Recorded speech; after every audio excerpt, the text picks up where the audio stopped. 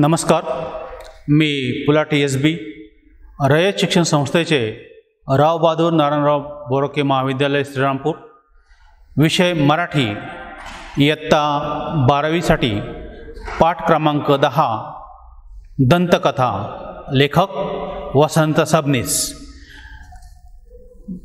मागील भाग 2 मध्ये आपण लेखकाची दातदुखी आणि त्या दातदुखीमुळे लेखकाचे झालेला परिणाम आणि शेजारी पाजारी त्यांच्या दातदुखीबद्दल त्यांची विचारपूस करणारे, एकंदरीत दाताबद्दल ब्रह्मांड आठवणं असं म्हणतो तशा प्रकारची एक चिंतनशीलता, आध्यात्मिक शैली लेखकाची दाताबद्दल निर्माण झाली।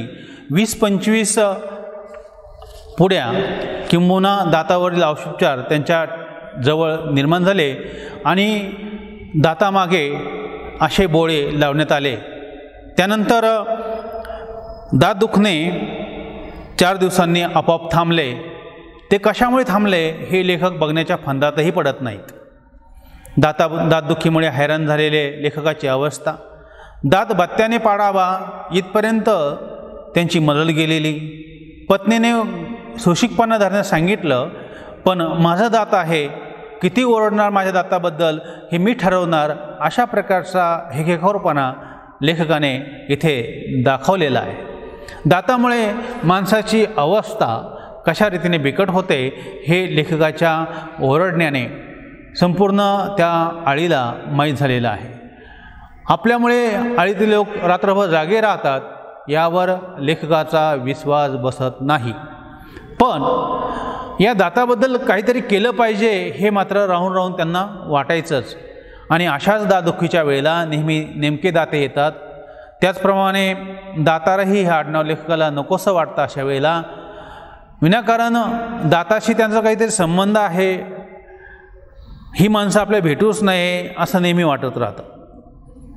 1-2 महिने होतात आणि पुन्हा दात दुखणं सुरू होतं आणि तोच ठणका आणि तेच उपचार पुन्हा सुरू होतात। पुन्हा तोच प्रकार एरे माझ्या मागल्या सारखा सुरू होतो। अशा या दाताला लेखक अखेर वैतागलेले असतात।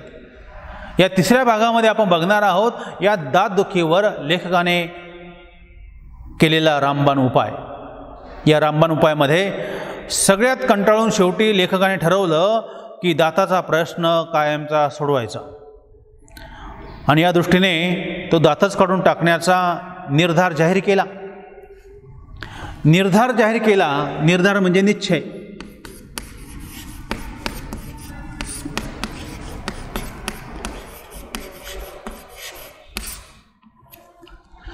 या दातदुखीपासून कायमचा निपटारा, कायमची सुटका करून घेण्याच्या उद्देशानं लेखकाने ठरवलं आता दातच काढून टाकायचा आहे। आणि मग अनेकांचा सल्ला घेऊन आणि अनेक दंतवैद्यांचे चेहरे पाहून त्यातल्या त्यात बऱ्यापैकी एक दंतवैद्य लेखकाने गाठला।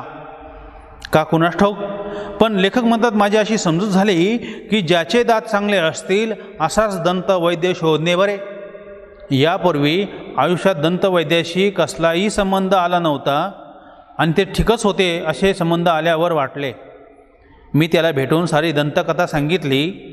दात काढून टाकण्याचा माझा विचार वैद्य इतका दुसऱ्या कुणालाच पसंत पडला नाही।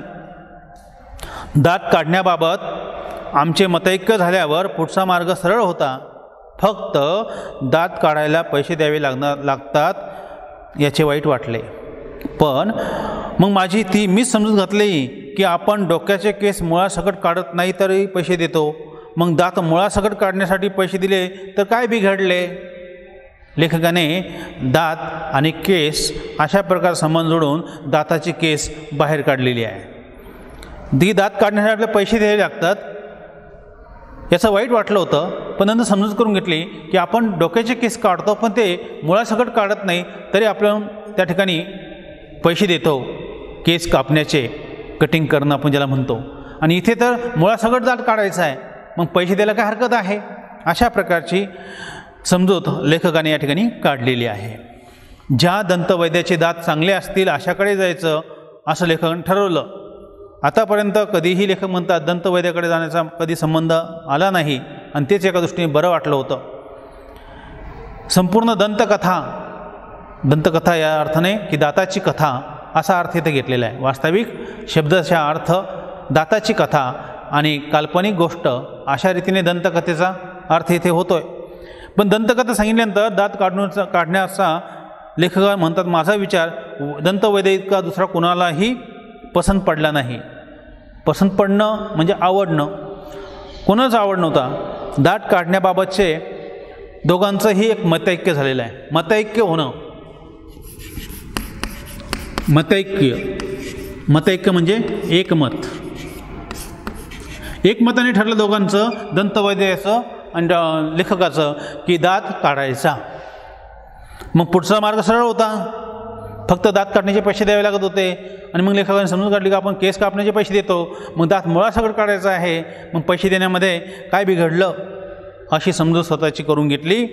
आणि मग त्या ठिकाणी लेखकाने अगदी प्रामाणिकपणाने सांगितलं की 10-12 वर्षापूर्वी दंतवैद्याबद्दलच्या खऱ्याखुऱ्या दंतकथा ऐकल्या होत्या. त्यावरून दंतवैद्याची खुर्ची, दात उपटण्याची क्रिया इत्यादी सर्व गोष्टीबद्दल माझ्या मनात विक्राळ भीती होती. पण प्रत्यक्षात तसे काही वाटले नाही. दंतवैद्य अलीकडे फारच माणसाळलेले आहेत असे माझे प्रामाणिक मत झाले. त्याने माझ्या हिरड्यात इंजेक्शन देऊन इतका लिलया दात उपटला की मी आश्चर्यचकित होऊन पाहतच राहिलो. दात उपटण्याची क्रिया इतकी सोपी असेल असे वाटले नव्हते. मी आजवर शत्रूंना आणि शेजाऱ्यांना भांडणाच्या वेळी दात उपटून हातात ठेवीन, दात घशात घालीन अशा माझ्या शक्तीचे प्रदर्शन करणाऱ्या धमक्या दिल्या होत्या. त्यांना काहीच अर्थ नव्हता याची हळहळ दंतवैद्याच्या खुर्चीत बसतानाच वाटली. लेखक म्हणतात की प्रामाणिकपणे सांगतो की 10-12 वर्षापूर्वी दंतवैद्याबद्दल खऱ्याखुऱ्या दंतकथा ऐकल्या होत्या आणि त्यावरून दंतवैद्याची खुर्ची, त्याचे दात उपटण्याची क्रिया इत्यादी गोष्टीबद्दल लेखक म्हणतात माझ्या मनामध्ये एक विक्राळ भीती होती, मोठी भीती. पण प्रत्यक्षात तसं काही नाही असं जाणवलं. आणि त्यावरून असं लक्षात आलं की दंतवैद्य अलीकडे फार माणसाळलेत म्हणजे माणसाच्या सहवासात जास्त राहू लागलेत. जसे पाळीव प्राणी माणसाळतात तसं हे दंतवैद्य माणसंच आहेत, ते माणसामध्ये मिसळून गेलेत.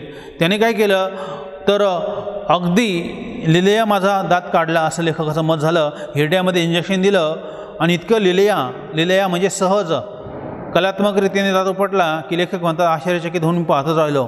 आतापर्यंत मी अनेकदा माझ्या शक्ती प्रदर्शन करण्यासाठी शेजाऱ्यांशी भांडताना दात उपटून हातात ठेवीन, दात घशात घालीन अशा प्रकारचं मी धमक्या दिल्या होत्या.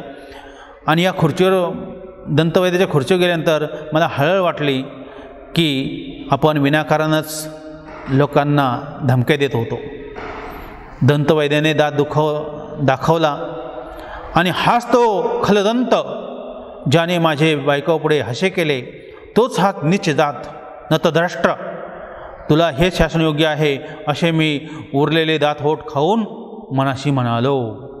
आता पुन्हा तो ठणका लागणार नाही, पुन्हा ते बोळे धरावे लागणार नाहीत, पुन्हा बायकोचा उपदेश ऐकावा लागणार नाही. ह्या विचाराने लेखक म्हणतात मी आनंदाने बेहोश झालो. बेहोश होणं म्हणजे एक प्रकारची ग्लानी. उरलेल्या दातांना धाक बसावा म्हणून तो काढलेला दात घरी नेण्याचा विचार मनात येऊन गेला. पण त्या दातांची संगतसुद्धा नको असे वाटून मी तो दंतवैद्यालाच अर्पण केला. आनंदाने घरी आलो आणि दारातूनच ओरडून 4-5 शेजाऱ्यांना सांगितले की तो तुम्हाला जाणवणारा दात गेला, तो तुम्हाला जागवणारा दात गेला, यापुढे दंत सप्ताह नाही. लेखक म्हणतात की मी जेव्हा दात काढण्यासाठी दवाखान्यात गेलो, दात लिलया काढला गेला आणि दंतवैद्याने तो दुखरा दात जो काढलेला आहे तो दाखवला आणि त्याच वेळेला माझ्या समोर जो दात होता तो मला खलदंत वाटला. त्याला उपमा दिलेली त्यांनी लेखकाने विशेषण लावलेली खलदंत म्हणजे दुष्ट. दुष्टदाताला त्यांनी खलदंत म्हटलेला आहे. हाच तो खलदंत की ज्याने लेखक म्हणता माझे बायकापुढे हास्य केले होते, मला अगदी नकोसं करून टाकलेलं होतं. हाच तो नीच दात होता, अतिशय वाईट. नीच म्हणजे वाईट, अगदी राक्षसी प्रवृत्तीचा, नतद्रष्ट होता, कोणाचाही चांगलं न करणारा असा दात होता.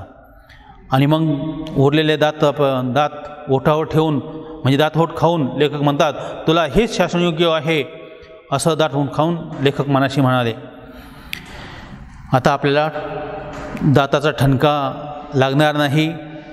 पुन्हा ते बोळे जे 20-25 औषधांचे तयार झाले ते दोघां मिळून शेजारी पाजून सांगितलेले, बायको आणि लेखकाने त्याची आठवण करून ठेवलेले असे बोळे दाताखाली धरावे लागणार नव्हते.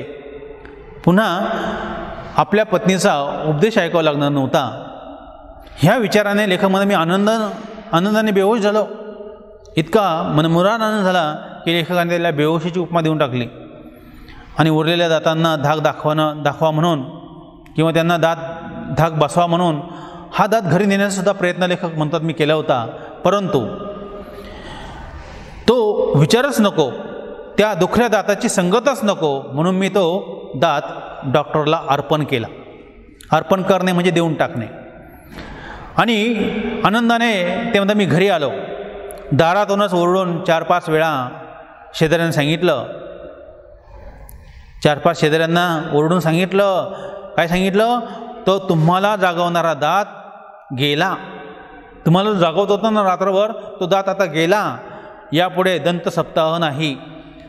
7 दिवस नेहमी येणार आणि सांगणार का तुम्ही या ठिकाणी माझ्या दातावर उपचार करण्यासाठी अनेक उपाय सुचत होते आणि त्यातून एक प्रकारचा सप्ताह जणू काही साजरा होत होता.